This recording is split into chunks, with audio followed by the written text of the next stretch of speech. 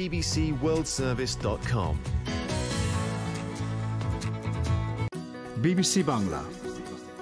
এখন সন্ধ্যা 7:30। একটু পরেই শুনবেন সর্বশেষ বিশ্ব সংবাদ। আপনারা বিবিসি শুনছেন ঢাকায় FM 100, রাজশাহীতে 88.8, খুলনায় 88.8। আপনারা যেখানে আছেন, বিবিসি আপনার সাথেই আছে।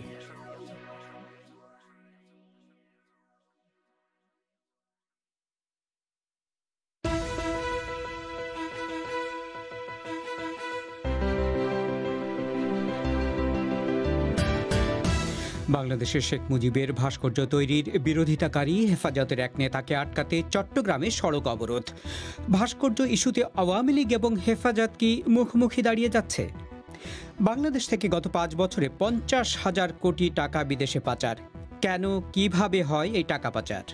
উৎসটাও কিন্তু বেশিরভাগ ক্ষেত্রে অবৈধ, সুতরাং সঠিক তথ্য উপাত্ত নেই। তবে কয়েকটা উপায় এটা হতে পারে। একটা হচ্ছে যে খুব প্রচলিত হচ্ছে হুন্ডির মাধ্যমে টাকা পাঠানো, যেটা খুব প্রচলিত ভাবেই ব্যবহার করা হয় বিভিন্ন ক্ষেত্রে। বিশেষ প্রতিবেদন শুনবেন এ নিয়ে। আর বাংলাদেশের প্রখ্যাত নাট্য ব্যক্তিত্ব আলী যাকের মারা গেছেন। এসব নিয়ে শুরু হচ্ছে বিবিসি বাংলার আজকের প্রবাহ।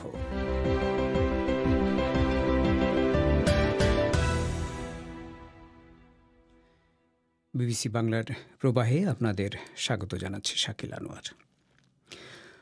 বাংলাদেশের প্রতিষ্ঠাতা রাষ্ট্রপতি শেখ মুজিবুর রহমানের ভাস্কর্য তৈরি নিয়ে বিতর্ক এখন উত্তেজনার পথ নিচ্ছে বলে ইঙ্গিত পাওয়া যাচ্ছে। ভাস্কর্য তৈরির পরিকল্পনার কট্টর বিরোধী ইসলামী একজন নেতাকে প্রতিহত করার ঘোষণা দিয়ে চট্টগ্রামে সড়ক অবরোধ সহ নানা কর্মসূচি পালন করেছে আওয়ামী লীগের বিক্ষুব্ধ একটি অংশ। আজ সন্ধ্যার পর হাটহাজারীতে একটি মাহফিলে যোগ দেওয়ার কথা রয়েছে মামুনুল হক নামে মাদ্রাসা ভিত্তিক সংগঠন হেফাজতে ইসলামীর ওই নেতার। সম্প্রতি ঢাকায় এক অনুষ্ঠানে তিনি বলেছিলেন যে শেখ মুজিবের ভাস্কর্য নির্মাণ হলে সেটি তারা ছুঁড়ে ফেলে দেবেন। ঘটনার দিকে নজর রাখছেন আমাদের সংবাদদাতা রাকিব হাসনাত। তিনি এখন ঢাকার স্টুডিও থেকে আমার সাথে যোগ দিচ্ছেন। রাকিব, এই যে হেফাজত নেতা মামুনুল হক আজ সন্ধ্যার পর হাটহাজারীতে মাহফিলে যোগ দেওয়ার কথা ছিল, কিন্তু তাকে প্রতিহত করার চেষ্টা করেছে আওয়ামী লীগ, সেখানকার মানে চট্টগ্রামের আওয়ামী লীগ। তো ওই নেতা মামুনুল হক তিনি কি শেষ পর্যন্ত গিয়ে পৌঁছেছেন হাটহাজারীতে? কিছুক্ষণ আগেই আমি কথা বলেছিলাম হাটহাজারীতে একজন সাংবাদিক, প্রশাসনের কর্মকর্তা সহ বেশ কয়েকজনের সঙ্গে। এখন পর্যন্ত যেটি জানতে পেরেছি সেটি হলো যে হেফাজতের আমির জুনায়েদ বাবুনগরী তিনি অনুষ্ঠানে বক্তব্য দিচ্ছেন, কিন্তু তার বক্তব্য দেওয়ার আগে মামুনুল হকের বক্তব্য দেওয়ার কথা ছিল। অনুষ্ঠানের যে তালিকা করা হয়েছিল সেখানে, যে পোস্টার করা হয়েছিল সেখানে, কিন্তু এখন পর্যন্ত তাকে মঞ্চে দেখা যাচ্ছে না। এমনকি তিনি হাটহাজারীতে পৌঁছেছেন কিনা সেটিও আনুষ্ঠানিকভাবে ওই আয়োজক সংস্থা আল আমিন সংস্থা নামে একটি আয়োজক সংস্থা তারা নিশ্চিত করেনি। এবং প্রশাসনের উপজেলা নির্বাহী কর্মকর্তাকে আমি জিজ্ঞেস করেছিলাম, তিনিও বলছেন যে হাটহাজারীতে মিস্টার হক এসেছেন কিনা সে সম্পর্কিত কোনো তথ্য এখন পর্যন্ত তাদের কাছে নেই। অর্থাৎ তিনি এই যে সন্ধ্যার পরে যে অনুষ্ঠানে তিনি বক্তব্য দেওয়ার কথা বা মাহফিলে অংশ নেওয়ার কথা সেটি তিনি করবেন কিনা এটি এখন পর্যন্ত নিশ্চিত করে বলা হয়নি যে তিনি এসেছেন কিনা, তিনি সবশেষে পরিষ্কার নয়। তো ক্ষমতাসীন আওয়ামী লীগের একটি অংশ চট্টগ্রামে আজকে তাকে প্রতিরোধের, তারা যেটা বলছে প্রতিরোধের কর্মসূচি পালন করেছে। কি করেছে তারা আজকে? তারা কয়েকটি জায়গায় কর্মসূচি পালন করেছে। এর মধ্যে যেমন বিমানবন্দর থেকে, অর্থাৎ মামুনুল হক যদি বিমানে করে ঢাকা থেকে চট্টগ্রামে যান, বিমানবন্দর থেকে নেমে যেন তিনি অনুষ্ঠানস্থলে না যেতে পারেন সেজন্য সেই পথে তারা অবরোধ করেছে। সেখানে তারা টায়ার জ্বালিয়ে নানান ধরনের বিক্ষোভ করেছে, প্রতিবাদ করেছে। আবার সড়ক পথে যদি তিনি যান সেই পথেও তারা কর্মসূচি পালন করেছে। বিশেষ করে চট্টগ্রাম এবং হাটহাজারী সড়ক যেটি, সেই সড়ক অবরোধ করেছে। সেটি এক পর্যায়ে পুলিশকে হস্তক্ষেপ করতে হয়েছে। এই সারা দিনভর তারা বিভিন্ন জায়গায় এই ধরনের কর্মসূচির কথা পালন করেছে। এটি আমাকে আয়োজকদের একজন, যুবলীগের একজন নেতা, তিনি আমাকে জানিয়েছেন। এবং তিনি বলছেন যে গতকাল অর্থাৎ বৃহস্পতিবার আসলে চট্টগ্রাম প্রেস ক্লাব প্রাঙ্গণ থেকে একটি জঙ্গিবাদ বিরোধী একটি ঐক্য পরিষদ গঠন করে সেই সংগঠনের ব্যানারে এই কর্মসূচিগুলি ঘোষণা করা হয়েছিল এবং সেখানে মামুনুল হকের কুশপুত্তলিকা দাহ করা হয়েছিল।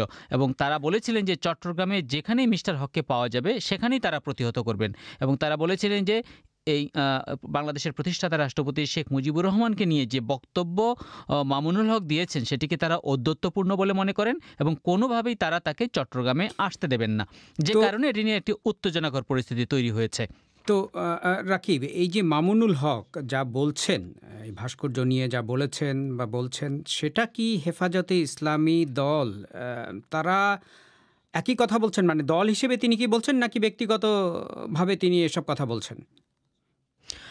আসলে এ প্রশ্নের কোনো উত্তর হেফাজতের তরফ থেকে পাওয়া যায়নি। ঠিক উল্টো দিকে এই যে বিক্ষোভ প্রতিবাদ হলো সেটিও আওয়ামী লীগের বা সরকারের দিক থেকে কোনো বক্তব্য আছে কিনা, আওয়ামী লীগের অবস্থান কি, কিংবা আওয়ামী লীগের দলীয়ভাবে আনুষ্ঠানিক অবস্থান কি, সে সম্পর্কিত কোনো পরিষ্কার ব্যাখ্যা নেই। তবে যেটুকু খবর পেয়েছি সেটি হলো যে ঢাকায় যে অনুষ্ঠানে গত 13ই নভেম্বর হেফাজত নেতা মামুনুল হক এই বক্তব্যটি দিয়েছিলেন শেখ মুজিবুর রহমানের ভাস্কর্য গড়া নিয়ে প্রসঙ্গে, সেখানে কিন্তু হেফাজতের আরও নেতারা ছিলেন এবং পরবর্তীতে হেফাজতের অভ্যন্তরীণ যে সভাগুলো হয়েছে, যে সমস্ত সভার খবরগুলো গণমাধ্যমে আসছে, সেখানে এই মামুনুল হকের বক্তব্য বিরোধিতা করছেন এরকম কোনো বক্তব্য এখনও আসেনি। অর্থাৎ হেফাজতের কোনো নেতা, হেফাজতের কোনো ফোরাম থেকে এ বক্তব্য আনুষ্ঠানিকভাবে প্রত্যাখ্যানও করা হয়নি। সুতরাং তিনি বক্তব্যটি দিয়েছিলেন। ঢাকায় যে অনুষ্ঠানটি হয়েছে সেখানে আমরা যে সমাবেশের যে ছবি দেখেছিলাম, যে আয়োজন দেখেছিলাম, সেটি মূলত ভাস্কর্য গড়ার প্রতিবাদেই তারা আয়োজন করেছিলেন এবং সেই সমাবেশ থেকে একাধিক ব্যক্তি, যার মধ্যে হয়তো হেফাজতের পরিচিত নেতা বলে মামুনুল হককে দেখা গেছে, কিন্তু আরও অনেকে ছিলেন যারা প্রায় একই ধরনের বক্তব্য দিয়েছেন। সুতরাং হেফাজতের দিক থেকে আনুষ্ঠানিক ঘোষণা না আসা পর্যন্ত এটি বলা কঠিন যে হেফাজত তার এই বক্তব্যকে প্রত্যাখ্যান করেছে। ঠিক তেমনিভাবে আজ যারা বিক্ষোভ করেছে সে সম্পর্কে বা গত কয়েকদিনে এই ভাস্কর্য গড়া নিয়ে মামুনুল হকের বক্তব্য নিয়ে কিন্তু ক্ষমতাসীন আওয়ামী লীগের তরফ থেকে আনুষ্ঠানিকভাবে কোনো বক্তব্য আসেনি। শুধু দলটির সাধারণ সম্পাদক ওবায়দুল কাদের বলেছেন তারা পর্যবেক্ষণ করছেন। রাকিব, আপনাকে ধন্যবাদ। বাংলাদেশের প্রখ্যাত নাট্য ব্যক্তিত্ব, বিশেষ করে সেদেশের মঞ্চ নাটকের অন্যতম পুরোধা আলী জাকের মারা গেছেন। তিনি ক্যান্সারে ভুগছিলেন, তবে ঢাকার যে হাসপাতালে আজ তার মৃত্যু হয়েছে তারা জানিয়েছে প্রয়াত মিস্টার জাকের করোনা ভাইরাসেও আক্রান্ত হয়েছিলেন। অভিনেতা এবং একই সাথে নির্দেশক হিসাবে দেওয়ান গাজীর কিস্সা, নুরুল দিনের সারা জীবন বা ম্যাকবেথের মতো মঞ্চ নাটকের কারণে তিনি নাট্যপ্রেমীদের কাছে স্মরণীয় হয়ে থাকবেন। ঢাকা থেকে সঞ্জনা চৌধুরীর রিপোর্ট। 70-এর দশকে মঞ্চ কাঁপানো নুরুল দিন কিংবা 90 দশকে টিভি নাটকের বড় চাচা, সব রূপেই দর্শকের মন জয় করেছেন আলী জাকের। বাংলাদেশের মঞ্চ নাটকে তার প্রবেশ 1972 সালে আরণ্যক নাট্যদলের মাধ্যমে। প্রথম নাটকটি ছিল মুনির চৌধুরীর কবর। এরপরই থিয়েটারে জনপ্রিয় মুখ হয়ে ওঠেন আলী জাকের। পরবর্তীতে যোগ দেন নাগরিক নাট্যদলে। বাকি ইতিহাস, নুরুল দিনের সারা জীবন, কোপেনিকের ক্যাপ্টেন সহ অনেক আলোচিত মঞ্চনাটকে অভিনয়ের পাশাপাশি তুখোড় নির্দেশনা দিয়ে গেছেন তিনি। এছাড়া সঠিক সময়ে নাটক মঞ্চস্থ এবং টিকিট কেটে নাটক দেখার প্রচলন হয়েছিল তার হাত ধরেই। 80 ও 90 দশকে বহুব্রীহি, আজ রবিবারের মতো টেলিভিশন নাটকেও ছিল তার সফল পদচারণা। নদীর নাম মধুমতি, লাল সালু সহ 4টি চলচ্চিত্রের গুরুত্বপূর্ণ চরিত্রেও রূপ দিয়েছেন তিনি। তার মৃত্যু সংস্কৃতি অঙ্গনের এক অপূরণীয় ক্ষতি বলে জানিয়েছেন নাট্য ব্যক্তিত্ব মামুনুর রশিদ। আমার সঙ্গে আলী জাকেরের পরিচয় মুক্তিযুদ্ধের সময়। স্বাধীন বাংলা বেতার কেন্দ্রে তখন উনি নিউজ করতেন। আমার ওকে দেখে এবং ওর কণ্ঠস্বর শুনে আমার মনে হলো যে ও একটা নাটকের ব্যক্তি হতে পারেন এবং একের পর এক মঞ্চ নাটক মূল অভিনয় করলেন, নির্দেশনার কাজ করলেন এবং অভিনয় করে তিনি বাংলা নাটকের একটা বিশেষ জায়গা তিনি অধিকার করে গেছেন। এই টিকিট কেটে দর্শনের বিনিময়ে মঞ্চ নাটক দেখুন, এরকম একটা অভিযান শুরু করলেন এবং সময় যেমন 4:30 মানে 4:30টায় শো শুরু হবে, এই সবকিছুতেই তিনি একটা অগ্রণী ভূমিকা পালন করেছেন। স্বাধীন বাংলা বেতার কেন্দ্রে খবর পাঠের পাশাপাশি শ্রুতি নাটক করতেন দরাজ কণ্ঠের এই শিল্পী। সংস্কৃতি ও সমাজের নানা দিক নিয়ে রচনা করেছেন একাধিক বই। এছাড়া পত্রিকাতেও নিয়মিত কলাম লিখতেন। মৌলিক টিভি নাটক রচনার পাশাপাশি অনেক বিদেশি নাটকও তিনি রূপান্তর করেছেন। ছিলেন শৌখিন ফটোগ্রাফার। ফটোগ্রাফিতে দক্ষতার কারণে এই শিল্পী ব্রিটেনের রয়্যাল ফটোগ্রাফি সোসাইটির স্থায়ী সদস্যপদ পেয়েছিলেন। বৈচিত্র্যময় এমন নানা গুণের কারণে আলী জাকের হয়ে উঠেছিলেন এক বহুগুণী ব্যক্তিত্ব। এছাড়া মুক্তিযুদ্ধ জাদুঘর প্রতিষ্ঠায় তিনি অনন্য অবদান রেখেছেন। নতুন প্রজন্মের কাছে মুক্তিযুদ্ধের ইতিহাস তুলে ধরতে মুক্তিযুদ্ধ জাদুঘরের ট্রাস্টি হয়ে আমৃত্যু কাজ করে গেছেন। তার অবদান নিয়ে জানাচ্ছিলেন মুক্তিযুদ্ধ জাদুঘরের আরেক ট্রাস্টি মুফিদুল হক। স্বাধীনতার পরে যে একটা দুঃসময়ে আমাদের তখন মনে হচ্ছিল যে মুক্তিযুদ্ধের স্মৃতি সংরক্ষণে কিছু করতে পারি কিনা আমরা। 1995 সালে আমাদের মনে হলো যে এই কাজটা করা দরকার। আমরা তখন ট্রাস্ট একটা গঠিত হলো। এই যে জাদুঘরটা করবো, এই আবেদনটা জাকির ভাই যত শক্তিশালী ভাবে নিয়ে যেতে পেরেছিল, তার যে দেশের ভিতরে গ্রহণযোগ্যতা, তিনি তো যে কোনো কিছু প্রেজেন্ট করার ব্যাপারে খুবই দক্ষ এবং নানা রকম সংকট মোকাবেলা করার একটা বড় শক্তি এবং নির্ভর ছিলেন আলী জাকের। প্রগতিশীল সাংস্কৃতিক আন্দোলনের এই অন্যতম পুরোধা পরবর্তীতে স্ত্রী সারা জাকেরকে নিয়ে গড়ে তোলেন বিজ্ঞাপনী সংস্থা এশিয়াটিক 360, যা পরবর্তীতে দেশের বৃহত্তম সংস্থায় পরিণত হয়। এক কথায় আলী জাকের যেখানেই হাত দিয়েছেন সেখানেই মিলেছে সফলতা। শিল্পকলায় অসামান্য অবদান রাখায় বাংলাদেশ সরকার 1999 সালে তাকে 21 পদকে ভূষিত করে, যা বাংলাদেশের দ্বিতীয় সর্বোচ্চ বেসামরিক সম্মাননা। সাংস্কৃতিক অঙ্গন দাপিয়ে বেড়ানো এই শিল্পীকে মহিরুহের সাথে তুলনা দিয়েছেন নাট্য ব্যক্তিত্ব ত্রপা মজুমদার। আক্ষরিক অর্থেই তিনি একজন নক্ষত্র, কারণ তার উপস্থিতি এমন এক আলো ছড়াতো চারপাশে, সেই আলোটা তার জ্ঞানের, তার ব্যক্তিত্বের এবং সর্বোপরি আমি বলবো তার সারল্যের। এই যে যারা হাল ধরে আছেন অসাম্প্রদায়িক চেতনা, মুক্তিযুদ্ধের চেতনা, দেশপ্রেম, আলী জাকেরের মধ্যে এই প্রতিটি জিনিস ছিল এবং এই মানুষ আলী জাকেরের চলে যাওয়াটা বোঝাতে পারবো না যেটা কত বড় একটা শূন্যতা। অভিনয় জগতের উজ্জ্বল এই নক্ষত্রের মৃত্যুতে শোক জানিয়েছেন বাংলাদেশের প্রধানমন্ত্রী, রাষ্ট্রপতি সহ সাংস্কৃতিক অঙ্গনের ব্যক্তিরা। গার্ড অফ অনার এবং সর্বস্তরের মানুষের শ্রদ্ধা জানানো শেষে বিকেলে ঢাকার বনানীর কবরস্থানে তাকে দাফন করা হয়। তবে শক্তিমান অভিনয়ের মাধ্যমে বিভিন্ন চরিত্রগুলোয় এখনও যেন চিরজীবিত আলী জাকের। সঞ্জনা চৌধুরী। ভারতে কৃষি সম্পর্কিত নতুন কয়েকটি আইনের প্রতিবাদে বেশ কয়েকটি রাজ্য থেকে হাজার হাজার কৃষক আজও রাজধানী দিল্লিতে ঢোকার চেষ্টা করছেন বিক্ষোভ দেখানোর জন্য। এ সম্পর্কে শুনবেন অনুষ্ঠানের কিছুক্ষণ পর। তার আগে সংক্ষিপ্ত বিশ্ব সংবাদ মানসী বড়ুয়ার কাছে। অস্ট্রেলিয়ার সরকার তাদের ওয়াইন আমদানির উপর চীন যে শুল্ক বসিয়েছে তাকে অন্যায্য এবং অযৌক্তিক বলে বর্ণনা করেছে। দুদেশের মধ্যে বাণিজ্য যুদ্ধ যখন আরও বাজে দিকে মোড় নিচ্ছে, তখন চীন এই পদক্ষেপ নিয়েছে। অস্ট্রেলিয়ার বাণিজ্য মন্ত্রী সাইমন বার্মিংহাম বলেন, বিশ্ব বাণিজ্য সংস্থার ব্যাপারে করা অঙ্গীকার ভঙ্গ করে বেইজিং ইচ্ছে করেই অর্থনৈতিক চাপ সৃষ্টির পথ নিয়েছে বলে মনে হচ্ছে। তবে চীন বলেছে অস্ট্রেলিয়া তাদের ওয়াইন উৎপাদনকারীদের অন্যায্য ভর্তুকি দিচ্ছে। ইথিওপিয়ার প্রধানমন্ত্রী অ্যাবি আহমেদ আফ্রিকান ইউনিয়নে সফররত 3 জন দূতের সঙ্গে সাক্ষাৎ করেছেন। দেশটির উত্তরে টিগ্রে অঞ্চলে চলা লড়াই থামাতে তারা মধ্যস্থতার চেষ্টা করছেন। তবে এই সংঘাত থামাতে আন্তর্জাতিক মধ্যস্থতার প্রস্তাব মিস্টার অ্যাবি প্রত্যাখ্যান করেছেন। টিগ্রের কয়েকটি এলাকায় আঞ্চলিক বাহিনীর সঙ্গে ইথিওপিয়ার সামরিক বাহিনীর লড়াই চলছে বলে খবর পাওয়া যাচ্ছে। ভারতের রাজধানী দিল্লির দিকে মিছিল করে আসা হাজার হাজার কৃষককে সেখানকার পুলিশ শহরে ঢুকতে দিয়েছে। সরকারের কৃষি সংস্কারের বিরুদ্ধে এই কৃষকরা বিক্ষোভ করছে। তাদের আশঙ্কা সরকারের সংস্কার কার্যক্রমে বড় বড় কর্পোরেশনগুলো লাভবান হবে। দিল্লির উপকণ্ঠে কৃষকদের সঙ্গে সংঘর্ষের পর শেষ পর্যন্ত পুলিশ তাদের শহরে ঢুকতে দেয়। সরকার বলছে তাদের কৃষি সংস্কারের ফলে কৃষকরা তাদের উৎপাদিত পণ্য যে কোনো জায়গায় বিক্রি করতে পারবেন। ইয়েমেনের রাজধানী সানা থেকে পাওয়া খবরে বলা হচ্ছে, সৌদি নেতৃত্বাধীন জোট সেখানে হুথি বিদ্রোহীদের লক্ষ্য করে বিমান হামলা চালিয়েছে। স্থানীয় বাসিন্দারা জানিয়েছেন, ইরান সমর্থিত হুথিরা ব্যবহার করত এমন একটি সামরিক ব্যারাকে হামলা করা হয়েছে। এর আগে হুথি বিদ্রোহীরা জেদ্দায় একটি সৌদি তেল স্থাপনায় ক্ষেপণাস্ত্র হামলা চালায়। হুথি বিদ্রোহীরা এবছর সৌদি আরবের বিরুদ্ধে তাদের হামলা জোরদার করেছে, যদিও এই সংঘাত থামাতে সমঝোতা হতে পারে বলে আশা বাড়ছে। শ্রীলঙ্কার গৃহযুদ্ধে নিহত বিদ্রোহী তামিল টাইগার যোদ্ধাদের স্মরণ অনুষ্ঠান আয়োজনের আবেদন প্রত্যাখ্যান করেছে সেদেশের আদালত। 2015 সালে মহিন্দা রাজাপাকসা সরকার নির্বাচনে হেরে বিদায় নেওয়ার পর এই স্মরণ অনুষ্ঠানের অনুমতি দেওয়া হয়।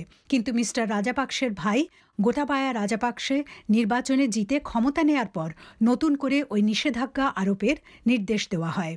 প্যারিসে এক বোমা হামলার পরিকল্পনার অভিযোগে বেলজিয়ামে একজন ইরানি কূটনীতিক এবং আরও 3 জন ইরানি নাগরিকের বিচার শুরু হয়েছে।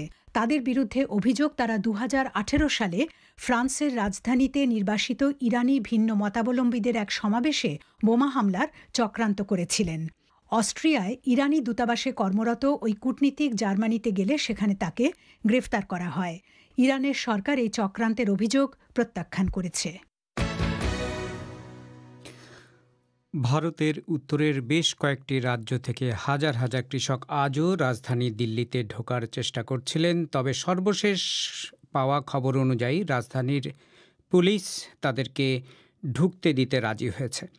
সম্প্রতি পাশ হওয়া 3টি কৃষি আইনের প্রতিবাদ করছেন এই কৃষকরা এবং তারা দিল্লিতে ঢুকে ধর্ণা বা অবস্থান ধর্মঘটের কর্মসূচি নিয়েছেন। গতকালের পর আজও দিল্লি এবং হরিয়ানার সীমান্তে বিক্ষোভকারী কৃষকদের ওপর কাঁদানে গ্যাস ছুড়েছে পুলিশ। অন্যদিকে পানিপথ, টিকরি সহ অন্যান্য সীমান্তগুলিতেও শয়ে শয়ে ট্রাক্টর এবং ট্রাক নিয়ে জাতীয় মহাসড়কগুলো অবরোধ করে রেখেছিলেন বিক্ষোভকারীরা। এ নিয়ে বিস্তারিত জানাচ্ছেন কলকাতা থেকে অমিতাভ ভট্টশালী। দিল্লি হরিয়ানা সীমান্ত থেকে কিছুটা দূরে রাস্তার ওপরেই রাত কাটানোর পরে আজ ভোর থেকেই হাজার হাজার কৃষক ট্র্যাক্টর এবং ট্রলি গাড়ি নিয়ে সীমান্তের কাছে সিংহুতে হাজির হন। সেখানে ততক্ষণে 4 স্তরীয় ব্যারিকেড তৈরি করে রেখেছিল দিল্লি পুলিশ। ব্যারিকেডের একদিক থেকে পুলিশ কর্মকর্তারা বিক্ষোভকারীদের বলতে থাকেন যে দিল্লিতে করোনা অতিমারির জন্য বড় জমায়েত করতে দেওয়া যাবে না। কৃষকদের সঙ্গে সেখানে তর্ক লেগে যায় পুলিশের।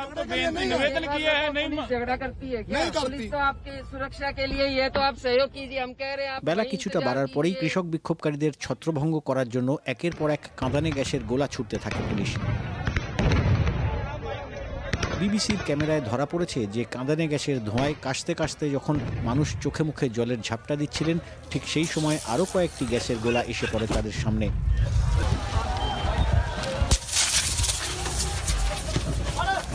ওখানেই দাঁড়িয়েছিলেন বিবিসির সংবাদদাতা দিল নওয়াজ পাশা। তিনি ঘটনার কিছুক্ষণ পরে আমাকে জানাচ্ছিলেন,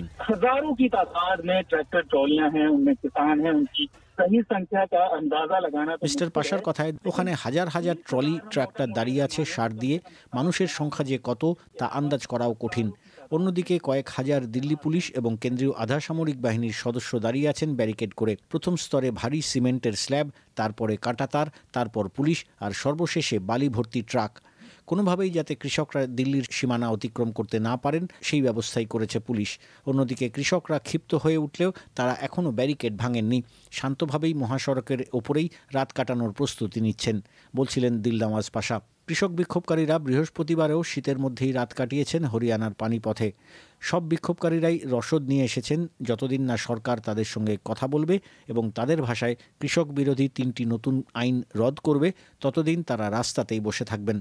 পানিপথে হাজির এক কৃষক বলছিলেন, পাঞ্জাব থেকে আসা এই কৃষকের কথায় তিনি 1 মাসের রসদ নিয়ে এসেছেন ট্রলিতে। রান্নার গ্যাস, চুলা, লেপ, কম্বল সব ব্যবস্থাই করে এনেছেন। তার ট্রলিতে গ্রাম থেকে জনা 15 এসেছেন। আরেকজন কৃষক বলছিলেন, সরকার অন্তত তাদের সঙ্গে আলোচনা তো শুরু করুক। এর কথায় সরকার কৃষকদের কাছে জানতে তো চাইতে পারে যে চাষিদের সমস্যাটা কি। তারা বলবে তো যে এই দাবি মানা যাবে না বা এটা ন্যায্য দাবি। সরকার তো কথাই বলতে চাইছে না। ওদিকে সিংহুতে হাজির আরেক কৃষক বলছিলেন যে নতুন কৃষি আইনগুলি চালু হলে তারা সর্বশান্ত হবেন।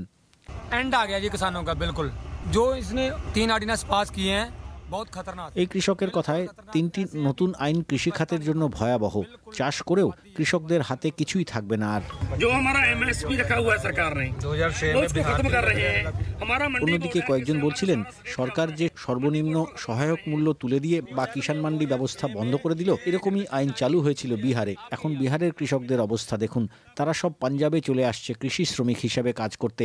মোদী সরকার কি চায় পাঞ্জাবের কৃষকদেরও সেই অবস্থা হোক? পাঞ্জাব থেকে আসা কৃষকদের আটকানোর জন্য হরিয়ানার বিজেপি সরকার বিভিন্ন রাস্তায় যেমন ব্যারিকেড তৈরি করেছিল, তেমনি উত্তরপ্রদেশের দিকেও বিক্ষোভ দেখাচ্ছেন কৃষকরা। দিল্লিতে আসার সব গাড়ি তল্লাশি করছে পুলিশ। এর ফলে দিল্লিমুখী সব রাস্তাতেই ঘন্টার পর ঘন্টা অপেক্ষা করতে হচ্ছে যাত্রীদের। অমিতাভ ভট্টশালী। বাংলাদেশ থেকে কানাডায় টাকা পাচারের তথ্য প্রমাণ সরকারের কাছে রয়েছে। সম্প্রতি পররাষ্ট্রমন্ত্রী AK আব্দুল মোমেনের এমন একটি বক্তব্যের পর বিদেশে টাকা পাচার নিয়ে নতুন করে বিতর্ক শুরু হয়েছে। বাংলাদেশ থেকে প্রতি বছর কত টাকা বিদেশে পাচার হয় সে সংক্রান্ত তথ্য কোথাও নেই। তবে চলতি বছরের শুরুর দিকে ওয়াশিংটন ভিত্তিক গবেষণা সংস্থা গ্লোবাল ফিনান্সিয়াল ইন্টিগ্রিটি বলে একটি সংস্থা বলছে যে 2015 সালে বাণিজ্য কারসাজির মাধ্যমে বাংলাদেশ থেকে প্রায় $6 বিলিয়ন অর্থাৎ 50,000 কোটি টাকার সমপরিমাণ অর্থ বিদেশে পাচার হয়েছে। বাংলাদেশ থেকে কেন এবং কিভাবে বিদেশে টাকা পাচার হয় এ নিয়ে এখন একটি বিশেষ প্রতিবেদন আকবর হোসেনের কাছে। ইসমাইল হোসেন চৌধুরী সম্রাট একসময় যুবলীগের প্রভাবশালী নেতা ছিলেন। দলীয় পদ হারিয়ে এবং বেশ কয়েকটি মামলায় গত 1 বছর যাবৎ তিনি কারাগারে। এর মধ্যে একটি মামলা হচ্ছে বিদেশে টাকা পাচারের। পুলিশের অপরাধ তদন্ত বিভাগ বা সিআইডির দায়ের করা সে মামলায় বলা হয়েছে, যুবলীগের সাবেক এই নেতা সিঙ্গাপুর ও মালয়েশিয়ায় প্রায় 200 কোটি টাকা পাচার করেছেন। তিনি ছাড়াও বাংলাদেশে বর্তমানে ডজনখানেক ব্যক্তির বিরুদ্ধে অর্থ পাচারের মামলা চলছে, যেখানে দুর্নীতি দমন কমিশন সম্পৃক্ত আছে। কমিশনের আইনজীবী খুরশিদ আলম বলছিলেন, বিভিন্ন দেশ থেকে কিভাবে তথ্য সংগ্রহ করে এসব মামলা করা হয়। আমাদের এখানে মিউচুয়াল লিগ্যাল অ্যাসিস্ট্যান্স অ্যাক্ট একটা আইন হয়েছে 2012 সনে। এই মিউচুয়াল লিগ্যাল অ্যাসিস্ট্যান্ট অ্যাক্টের মাধ্যমে আমরা বিভিন্ন তথ্যপত্র সংগ্রহ করতে পারি। এর আগে ছিল UNCAC, united nations corruption against crime. আনকাকের আমরা সদস্য। আমরা বাংলাদেশ একমন গ্রুপের একটা সদস্য, 132তম দেশ হিসাবে আমরা সিগনেটরিজ। তার মাধ্যমে আমরা বিভিন্ন দেশে MLAR করি, mutual legal assistance report through central authority. Central authority হলো আমাদের বর্তমানে মিনিস্ট্রি অফ হোম। তার মাধ্যমে তাদের দেশের সেন্ট্রাল অথরিটির কাছে আমরা তথ্যপত্র জানতে চাই। যেমন সিঙ্গাপুরের সেন্ট্রাল অথরিটি তাদের ফিনান্সিয়াল ইনস্টিটিউশন, তাদের মিনিস্ট্রি অফ ফিনান্স অথবা তাদের সেন্ট্রাল ব্যাংক, তাদের কাছে যখন আমরা MLAR করি তখন তারা তাদের ইন্টেলিজেন্সের মাধ্যমে আমরা যে তথ্যপত্রগুলি চাচ্ছি সেটা তারা সংগ্রহ করে তাদের পররাষ্ট্র মন্ত্রণালয়ের মাধ্যমে আমাদের দেশের পররাষ্ট্র মন্ত্রণালয়ের মাধ্যমে আমাদের কাছে পৌঁছে দেয়। তখন সেগুলো আমরা কোর্টে দাখিল করি এবং এটা 132টা দেশ আমাকে কোঅপারেশন করবে, আমার কাছে চাইলে আমরা তাদেরকে কোঅপারেশন করব। এইভাবে MLAR এর মাধ্যমে আমরা অনেকগুলি প্রসিকিউশন লঞ্চ করেছি এবং অনেক প্রসিকিউশন সাকসেসফুলি কনভিকশন হয়ে গেছে। অর্থনীতিবিদ এবং ব্যাংকাররা বলছেন, বাংলাদেশ থেকে বিদেশে টাকা পাচারের যেসব ঘটনা আদালতে আসছে সেগুলো সিন্ধুতে বিন্দুর মতো, অর্থাৎ বেশিরভাগ ঘটনা কেউ জানেনই না। বাংলাদেশ থেকে বিদেশে অর্থ পাচার কয়েকভাবে হয়ে থাকে। এর একটি বড় উপায় হচ্ছে বাণিজ্য কারসাজি, আরেকটি উপায় হচ্ছে হুন্ডি। বাণিজ্য কারসাজির মাধ্যমে যখন কোনো পণ্য আমদানি করা হয় তখন কম দামের পণ্যকে বেশি দামে দেখিয়ে অতিরিক্ত অর্থ দেশের বাইরে নিয়ে যাওয়া হয়। এছাড়া রপ্তানির ক্ষেত্রেও কারসাজির আশ্রয় নেওয়া হয়। ঢাকা বিশ্ববিদ্যালয়ের অর্থনীতির অধ্যাপক সাইমা হক বিদিশা বলেন, এগুলো ওভার এবং আন্ডার ইনভয়েসিং হিসেবেই পরিচিত। বেশিরভাগ ক্ষেত্রে যে উৎসটাও কিন্তু বেশিরভাগ ক্ষেত্রে অবৈধ। সুতরাং সত্যিকার অর্থে সঠিক তথ্য উপাত্ত নেই, তবে কয়েকটি উপায় এটা হতে পারে। সেটা হচ্ছে, একটা হচ্ছে যে খুব প্রচলিত হচ্ছে হুন্ডির মাধ্যমে টাকা পাঠানো, যেটা খুব প্রচলিত ভাবেই ব্যবহার করা হয় বিভিন্ন ক্ষেত্রে। আর দ্বিতীয় যেটা, সেটা হচ্ছে যে বাণিজ্য সংক্রান্ত বিভিন্ন ধরনের ট্রানজাকশনের ক্ষেত্রে এটা হতে পারে। যেমন আমদানির ক্ষেত্রে পণ্যের দাম কৃত্রিম ভাবে বেশি দেখিয়ে, যেটাকে ওভার ইনভয়েসিং বলা হয়, সেটার মাধ্যমে একটা টাকা পাচার করা যেতে পারে। অর্থাৎ আমরা যদি এরকম হয় যে কোনো একটি পণ্যের দাম যত হবার কথা তার চেয়ে অনেক বেশি টাকা দেখিয়ে টাকাটা পাচার করে দেওয়া হচ্ছে। সুতরাং এটা একটা আরেকটা উপায়। এবং ট্রেড রিলেটেড এই ধরনের যে বিভিন্ন ধরনের ইলিগাল অ্যাক্টিভিটিস, এই জিনিসটার বিষয়টি ইদানিং দেখা যাচ্ছে যে এটা বেশ বিভিন্ন দেশের ক্ষেত্রে এটা বেশ বেশি হচ্ছে বলে মনে করা হচ্ছে। অর্থ পাচারের বিষয়গুলোর উপর নজরদারির জন্য বাংলাদেশ সরকার একটি ইউনিট গঠন করেছে অনেক আগেই। এর নাম ফিনান্সিয়াল ইন্টেলিজেন্স ইউনিট।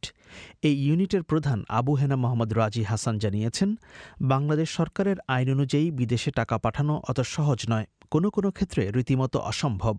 যেমনটা বলছিলেন মিস্টার হাসান। ট্রাভেল কোটায় একটা আছে যে ভ্রমণের জন্য, তারপরে আছে সেইখানে $12,000 পর্যন্ত বছরে নিতে পারে, তারপরে এডুকেশন পারপাজে নিতে পারে, আবার কিছুই আছে যে বিভিন্ন শর্ত সাপেক্ষে, শর্ত পূরণ সাপেক্ষে চিকিৎসার জন্য নিতে পারে। এগুলো মানে প্রত্যেক ক্ষেত্রেই তার নির্দিষ্ট নিয়ম আছে, যেটা বাংলাদেশ ব্যাংক থেকে একটা সার্কুলার দিয়ে এগুলো বলে দেওয়া আছে। আচ্ছা, ধরুন কোনো ব্যক্তি যদি মনে করে যে সে ইউরোপে একটা বাড়ি কিনবে এবং সে বাড়ির দাম $3 লাখ, সে কি বাংলাদেশ থেকে টাকাটা চাইলে নিয়ে যেতে পারবে অনুমোদন নিয়ে? না, মোটেই না। এটা যেহেতু আমাদের দেশের টাকা দিয়ে বিদেশে কোনো সম্পদ কেনা কিংবা জমি কেনা কিংবা এটা নিষিদ্ধ, এটা অ্যালাউ করা হয় না। সে নিতে পারবে না, আইনত সে নিতে পারবে না কোনোভাবেই। বাংলাদেশ থেকে বিদেশে টাকা পাঠানোর ক্ষেত্রে সরকারের আইন যতই কঠোর হোক না কেন, বাস্তবতা হচ্ছে অর্থ পাচার থেমে নেই। পাচারকারীরা নিত্য নতুন কৌশলও খুঁজে বের করছেন। দুর্নীতি দমন কমিশন এবং ফিনান্সিয়াল ইন্টেলিজেন্স ইউনিটের কর্মকর্তারা বলছেন, পাচার করা টাকা দিয়ে বিদেশে হয়তো বাড়ি ও সম্পদ ক্রয় করা হচ্ছে, নতুবা নতুন ব্যবসায় বিনিয়োগ হচ্ছে। কানাডায় রিয়েল এস্টেট আইনজীবী হিসেবে দীর্ঘদিন কাজ করছেন বাংলাদেশি চয়নিকা দত্ত। মিস দত্ত ব্যাখ্যা করছিলেন বাংলাদেশ থেকে অর্থ নিয়ে কানাডায় কোন প্রক্রিয়ায় বাংলাদেশিরা বাড়ি ক্রয় করছেন। প্রথমে যখনই একজন কেউ বাড়ি কিনতে চায় তখন একটা বাড়ি দেখবে, ওরা একটা পারচেজ এন্ড সেল এগ্রিমেন্ট সেটা ওরা সাইন করে। এখন সেটা একটা লোক কানাডার রেসিডেন্টও হতে পারে বা নন রেসিডেন্টও হতে পারে, কোনো ব্যাপার না, যে কেউ এসে কানাডাতে বাড়ি কিনতে পারে। 2017 পরে যেটা করেছে, ওরা একটা নিয়ম করেছে যে যারা নন রেসিডেন্ট পারচেজ প্রাইসের উপরে দামটা, যেই দামে সে বাড়ি কিনুক, সেটার উপরে যদি 15% এক্সট্রা ট্যাক্স দেয় তাহলে তারা বাড়ি কিনতে পারবে। অনেকে আছে বাড়ি ক্যাশ পয়সা দিতে নেয়, অনেকে আছে মর্টগেজ নেয়। যারা নন রেসিডেন্ট হয় যদি ক্যাশ পয়সা দিয়ে কিনেন তারা কিনতে পারে, তখন তো আর ব্যাংকের ইনভলভমেন্টটা থাকে না, কোথার থেকে পয়সাটা আসলো সেটা তো আর দেখে না। কর্মকর্তারা বলছেন বাংলাদেশের ভেতরে দুর্নীতির মাধ্যমে যে অর্থ উপার্জন করা হয় সেটি মূলত হুন্ডির মাধ্যমেই পাচার হয়। অভিযোগ রয়েছে অনেক ব্যবসায়ী যে রপ্তানি করেন সেখান থেকে অর্জিত অর্থের একটি বড় অংশ বিদেশের ব্যাংকে রাখছেন, সে টাকা দেশেও আসছে না। বাংলাদেশে গত 3 দশকের বেশি সময় যাবৎ ব্যাংকে কাজ করেছেন নুরুল আমিন। বেসরকারি এনসিসি ব্যাংক সহ একাধিক ব্যাংকের ব্যবস্থাপনা পরিচালকের দায়িত্বে ছিলেন তিনি।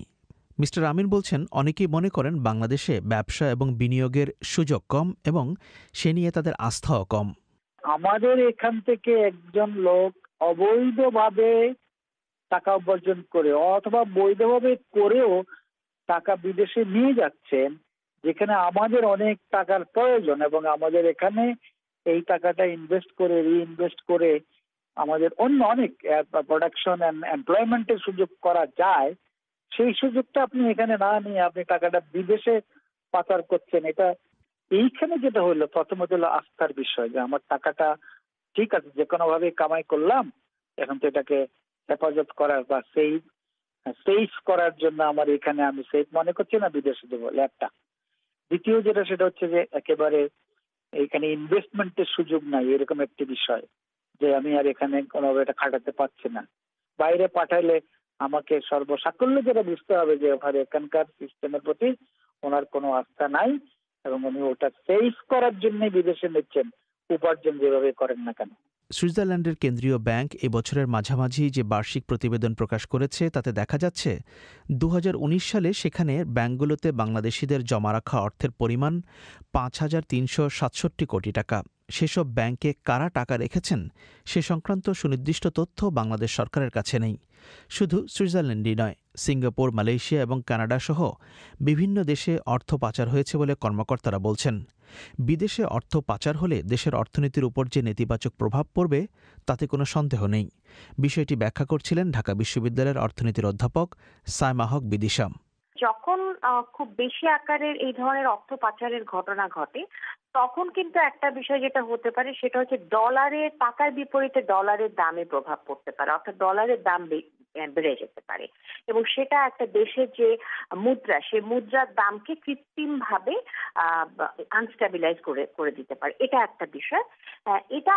এটা ছাড়া আরেকটা ব্যাপার সেটা হচ্ছে যে সার্বিকভাবে এই অর্থগুলো আসছে তো একটা দুর্নীতির মাধ্যমে বা কোনো অসৎ উপায়ের মাধ্যমে বেশিরভাগ ক্ষেত্রেই। তো সেটা যদি হয় তার একটা খুব গুরুত্বপূর্ণ সূত্র কিন্তু সেটা হচ্ছে যে অনেক ক্ষেত্রেই দেখা যাচ্ছে অনেকেই ব্যাংক থেকে ঋণ নিচ্ছে বিভিন্ন বিজনেস অ্যাক্টিভিটিসের কথা বলে, কিন্তু সেই ঋণের টাকাটা আসলে টাকা পাচার করে দেওয়া হচ্ছে। সুতরাং সেই টাকাগুলো ব্যাংক থেকে চলে যাচ্ছে, দেশ থেকে চলে যাচ্ছে, কিন্তু সেই টাকাটা আসলে দেশে বিনিয়োগ হচ্ছে না। এই টাকাটা যদি দেশে বিনিয়োগ না হয়ে বাইরে চলে যায়, সার্বিকভাবে দেখা যাচ্ছে যে দেশে আসলে কোনো উপকার হচ্ছে না দেশে। ব্যাংক কর্মকর্তা এবং আইনজীবীরা বলছেন টাকা পাচার হয়ে গেলে সেটি আবার দেশের ভেতরে ফিরিয়ে আনা বেশ কঠিন কাজ। সে নজিরও খুব একটা নেই। 2012 সালে সিঙ্গাপুর থেকে বিএনপি নেত্রী খালেদা জিয়ার ছোট ছেলে আরাফাত রহমানের 21 কোটি টাকা ফেরত আনা হয়েছিল। অনেক সময় পাচার করা অর্থের তথ্য পাওয়াও কঠিন হয়ে যায়। সুইজারল্যান্ডের ব্যাংকগুলোতে কোন কোন বাংলাদেশির টাকা রয়েছে সে সংক্রান্ত তথ্য জোগাড় করার চেষ্টা করেও 1 বছরে কোনো অগ্রগতি হয়নি। আকবর হোসেন। এখনকার প্রধান খবর, বাংলাদেশের শেখ মুজিবের ভাস্কর্য তৈরির বিরোধিতাকারী হেফাজতের এক নেতাকে আটকাতে চট্টগ্রামে সড়ক অবরোধ করে আওয়ামী লীগের বিক্ষুব্ধ একটি অংশ। আমাদের পরবর্তী অধিবেশন আজই বাংলাদেশে রাত 10:30, ভারতে 10টায় শুনবেন আশা করে। আমি শাকিল আনোয়ার এখনকার মতো এখানেই বিদায় চাইছি।